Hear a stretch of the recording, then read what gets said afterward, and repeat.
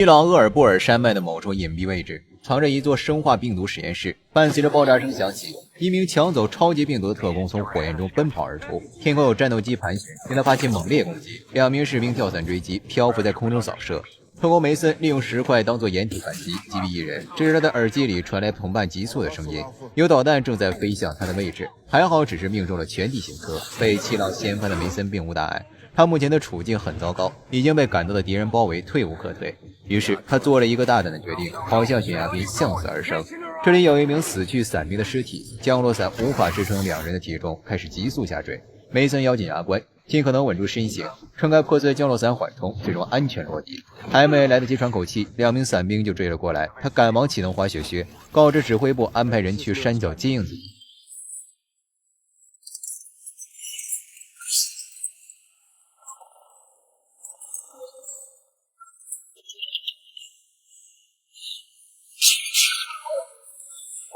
For you, Alpha. Seeing 2 vehicles on the ground.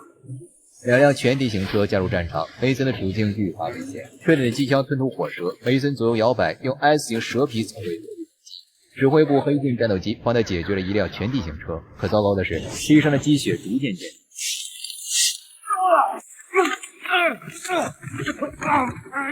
这波滚落导致梅森胸口3处肋骨骨折，他强忍着剧痛站起来，但此时数辆全地形车赶到，他再次被敌人包围，陷入绝境。这次他真的无力。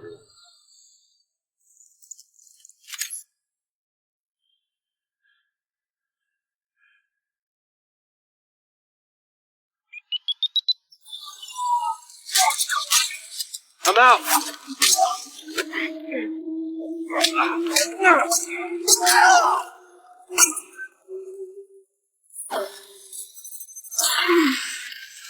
My left lung is filling up with blood. Oxygen levels running low, and you're also concussed. So there's that.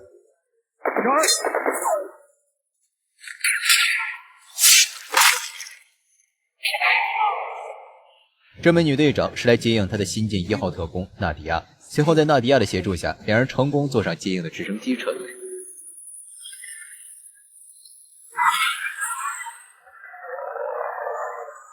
大家好，这里是影坛教父解说堡垒的第3期。2人隶属于全球最顶级的谍报机构堡垒，它不属于任何国家，以维护世界和平为己任。堡垒组织仅有梅森这1名1级特工，他实力强大，为人孤傲。在制定抢走超级病毒的行动之初，梅森曾拒绝让刚破格提拔的1级特工纳迪亚做自己的搭档，还说过很多难听的话。That's the thing about me, rookie. Just when you think I'm down and out, I'll turn it around. Right. Also, just so we're very fucking clear, I'm not a rookie. 从他脸上的表情可以看出，他已经认可了纳迪亚。询问他的出处是来自军情6处还是印度情报局。Is your director begging me to join Tier 1 just in time to save your ass? That is part of my charm. Must have been hard growing up with a spy for a mother. Must have been hard growing up with no mother at all. Sorry.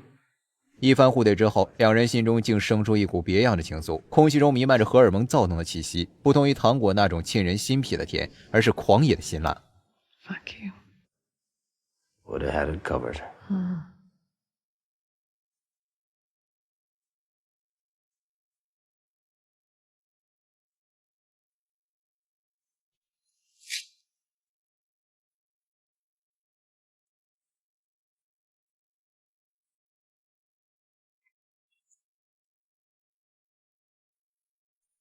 2周后，在巴黎的某处酒店，2人私下确定了情侣关系。Can I trust you? Of course. Can I trust you? Always. 2人的语气虽坚定，但眼神中却流露出一丝不确定的动摇。在特工的世界里，处处充斥着背叛和尔虞我诈，他们也不知道这段感情的开启是否正确。现在，根据剧情的叙事节奏，回到10年后。也就是第2期内容的结尾，梅森处于失忆状态，2人躲避曼提克尔组织的追捕，躲在郊外的一处安全屋内。纳迪亚通过加密软件与一名神秘人联系，他眼里噙着泪水，询问货物是否安全。他嘴唇颤抖，不停地抠着指甲，眼神中满是愧疚。难道他真的是背叛堡垒组织的那名叛徒吗？随后，纳迪亚在查看堡垒 X 箱子时，发现4个月前有一名叫卡德斯宾塞的特工多次向系统上传求救信号，说麦蒂克尔正在抓他。最后的上传点在菲斯，他立即想到距离菲斯几公里之外有个暗点，他曾经当卧底时在那里受过酷刑。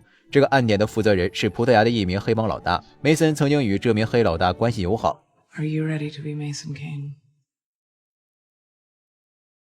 摩洛哥的某处餐厅内，黑老大见到梅森后很是惊讶，因为他早已死于8年前的那场火车爆炸。梅森把玩的打火机里有个接收器，纳迪亚一边在不远处通过接收器窃取黑老大手机里的数据，一边教梅森如何模仿曾经的自己拖延时间。这么多年来，黑老大心中一直有个疑惑。 I'm surprised, Kane, that you, of all people, would carry a torch for the woman who sold you out, who brought Citadel to its knees. Transfer's complete. Get out of there. What the hell are you talking about? Articore had somebody working on the inside. It was your girl, Nadia. Or at least, that is what the whispers say. That bitch deserved to die. Kyle, you gotta go now. Oh, shit. 纳迪亚的催促似乎在佐证黑老大的说辞，而黑老大的儿子还在一旁对梅森极尽嘲讽。他的心中突然升起一股无名怒火。I thought your dad wore condoms when he slept with whores. Kyle.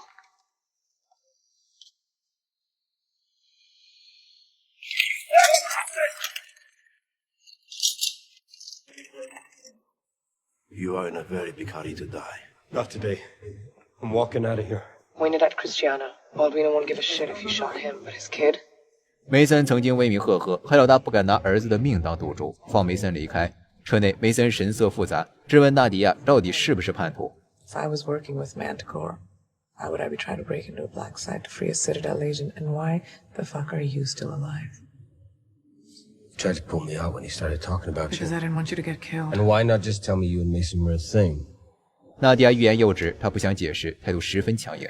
随后，两人根据窃取到的信息找到暗点，营救被抓的卡特。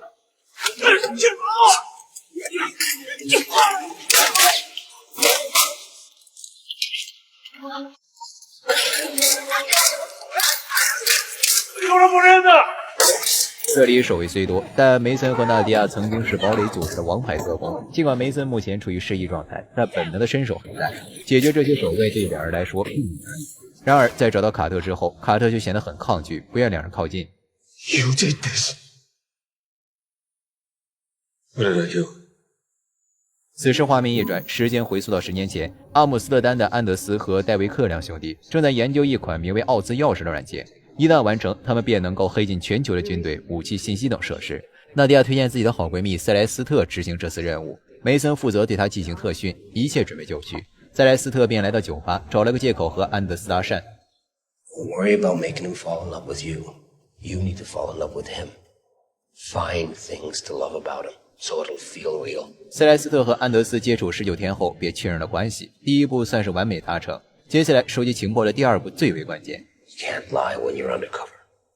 Men like Anders and Davik will smell it from across the room, and if they do, they'll bury you alive. The only way they're going to believe you're alive is if you do.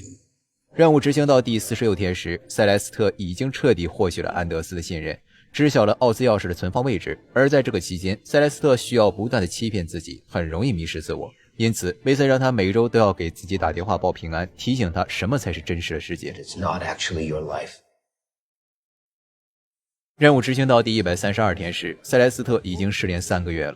梅森感觉事情不对劲，决定带队突袭安德斯的实验室。纳迪亚极力阻止，却说梅森再等等看，毕竟卧底身不由己，会面临很多特殊情况。但梅森早已做了调查，塞莱斯特的哥哥有严重的赌博问题，欠了很多钱，正在被黑帮追杀。因此，他有理由怀疑塞莱斯特想在夺取奥兹钥匙后高价卖出，用这笔钱救自己的哥哥。纳迪亚无法苟同梅森的想法，她和塞莱斯特是有生死之交的好闺蜜，坚决相信塞莱斯特不会背叛组织。在尔虞我诈的特工世界里，信任一文不值。另外一边，塞莱斯特眼神复杂，似乎在纠结着什么，但他很快做出抉择，悄悄潜入实验室，将奥兹钥匙药包换成一个假的。而这一幕刚好被安德斯的兄弟戴维克看到。随后，塞莱斯特把奥兹钥匙藏在厕所。Odd place to store a purse. Anna's is gonna miss you terribly.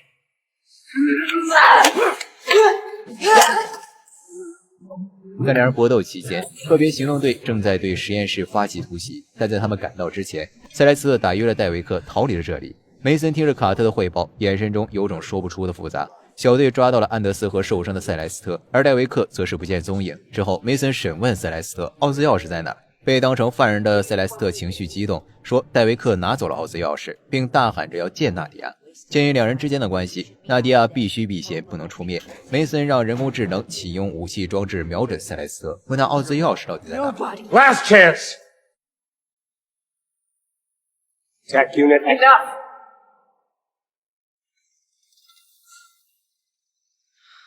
The fuck do you think you were doing? I'm actually gonna take him out. Oh yeah, you sounded pretty convincing. You can't stop this! That wasn't a fucking interrogation. That was an assault on one of our own. 纳迪亚始终相信塞莱斯特没有拿走奥兹钥匙，梅森让他拿出证据说话。纳迪亚走后，梅森向领导直言塞莱斯特不可信，提议对他启动后盾，消除他所有的记忆，给他安排一个新的身份生活。 Can't just erase her memory. She's tier 1, Grace. She knows everything about Citadel. You're gonna let her out in the world with that information? She'll sell us out to the highest bidder. You have to wipe her clean. Command hasn't even approved backstop safety procedures yet. It's too new. I could have you sanctioned for him suggesting something like that. You want to be known as the director who let them all take down the agency?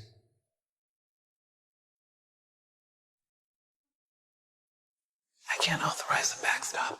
梅森这副冷血的样子令领导和卡特感到陌生。梅森态度坚决，提出了一个让领导无法拒绝的理由。他直言自己不需要授权，可以瞒着所有人将塞莱斯特带到一个隐蔽的地方清除记忆，就算事情暴露，自己一肩扛直，绝不连累领导。这个提议对于领导百利而无一害，他没理由拒绝。卡特眼神复杂地看着梅森，总感觉哪里不对劲。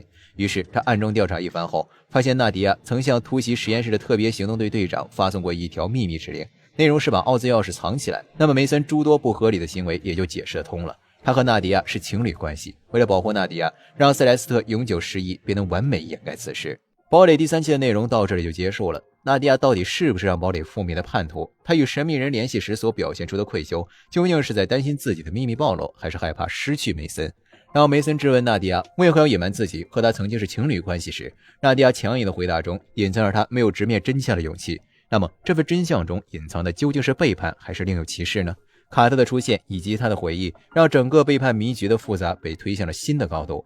梅森用强硬的态度为爱甘愿背负重罪，这也从侧面说明他也不信任纳迪亚，认为纳迪亚很可能是内奸。这句话的背后承载了梅森在爱情与使命撕扯中做出的痛苦抉择。在悬疑剧之中，那些表面给出的隐藏真相往往会在结局反转。那么堡垒这部剧是否会例外呢？